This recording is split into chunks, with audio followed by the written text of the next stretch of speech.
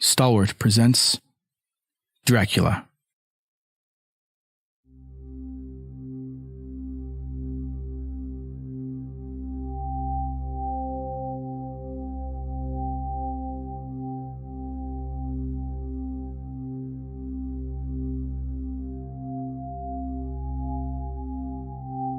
Ladies and gentlemen, my name is Dr. Arthur Seward. I'm here tonight to bear witness to the reality of certain events, which you may find it hard to believe, but I ask you to believe them. I have here certain documents, telegrams, clippings from the press of the day, memoranda, and letters from various people that will convince you to believe this tale, despite the difficulty it may be to believe these things. They stand forth as simple fact. I present you first with excerpts from the private journal of Jonathan Harker in the year 1891. I, Jonathan Harker, a real estate clerk from Exeter, England, am writing this journal in the hope that if misfortune overtakes me, my loved ones may one day read this account. It began when I set out from London on the last day of April to visit one of our clients in Eastern Europe. He has tasked us with purchasing a home for him in England. I go to visit him to have him sign the necessary papers. I arrived in Budapest and came after nightfall to the border of Transylvania. At Bistris, there was a letter of welcome for me from our client, informing me that his carriage would await me at Borgo Pass.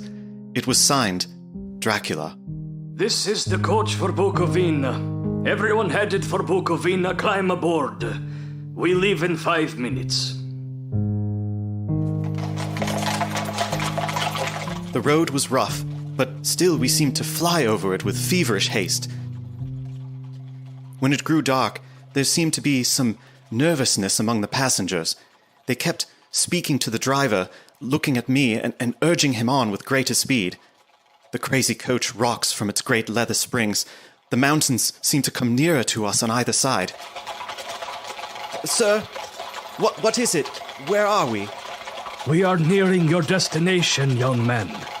This is the Borgo Pass. I hope your friend is there to pick you up. I'd hate to leave you here alone at night. His last comment unnerved me. There are black, rolling clouds overhead, and in the air, the heavy, oppressive sense of thunder. We go through the Borgo Pass. I'll only wait 10 minutes and then I must go on.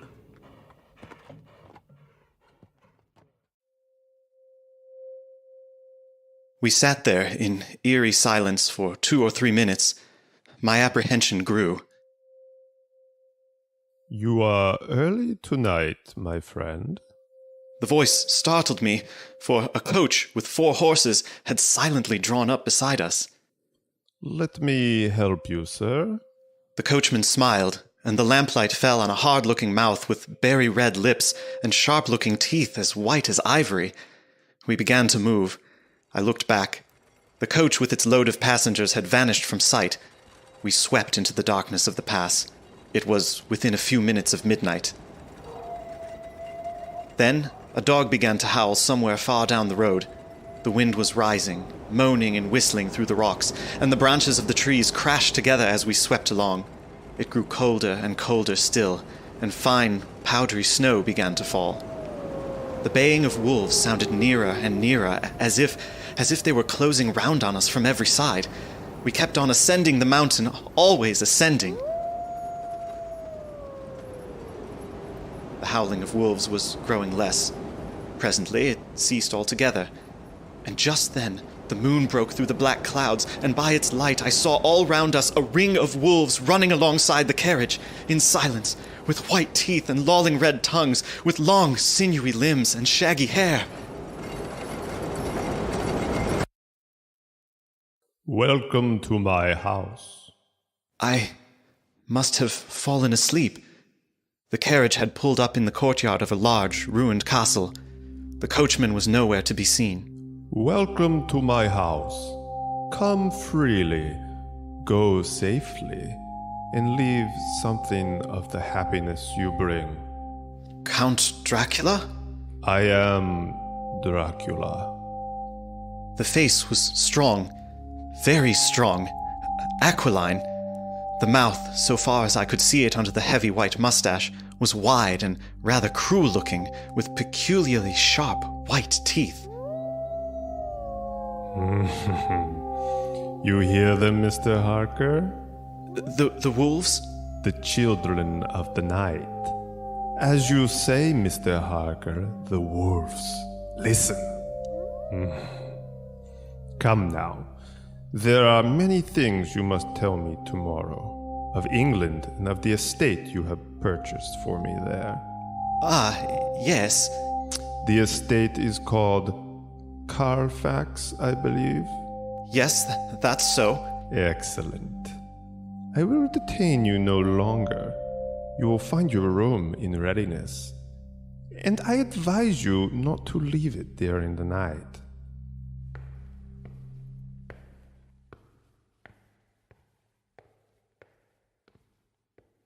This castle is on the very edge of a terrible precipice.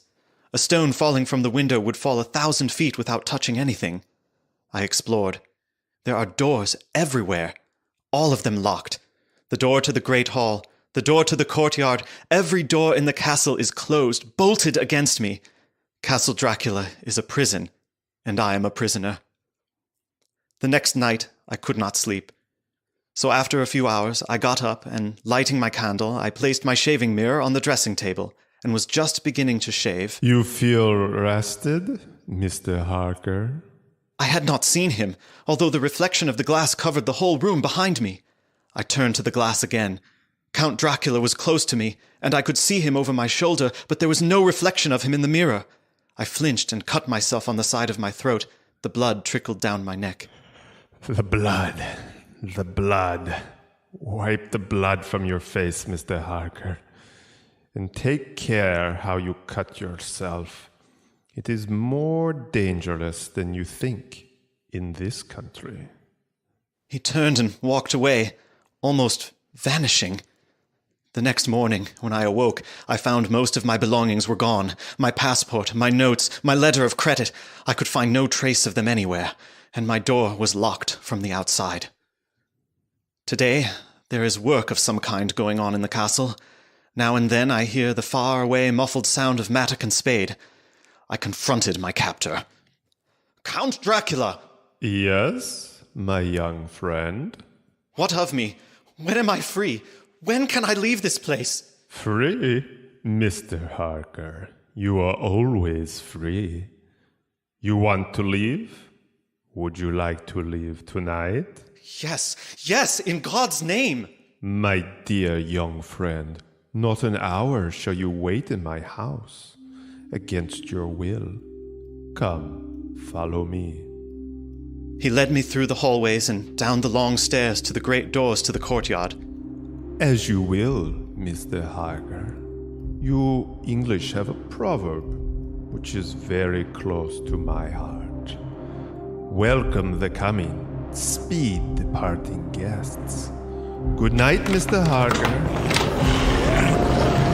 Shut the door! Shut the door! Shut the door! Wolves! The door is shut, Mr. Harker.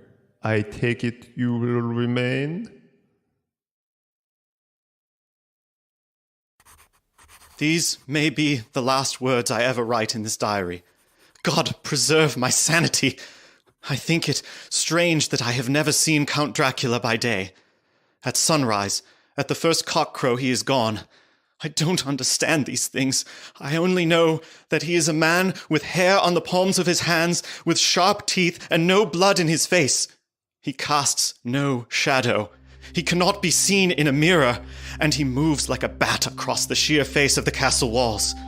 I have never seen him eat, and he is mortally afraid of the crucifix. As I write this, I hear in the courtyard the rolling of heavy wheels and cracking of whips, and there is in the passageway below a sound of heavy boxes being set down, boxes shaped like coffins, and I know what they hold. The boxes are filled with holy earth from the chapel beneath the castle. The last box is now being nailed down, and now I hear the heavy feet tramping again. The door is shut, and the chains rattle. I hear in the courtyard and down the rocky way the roll of heavy wheels and the cracks of whips. Help! Help! Help!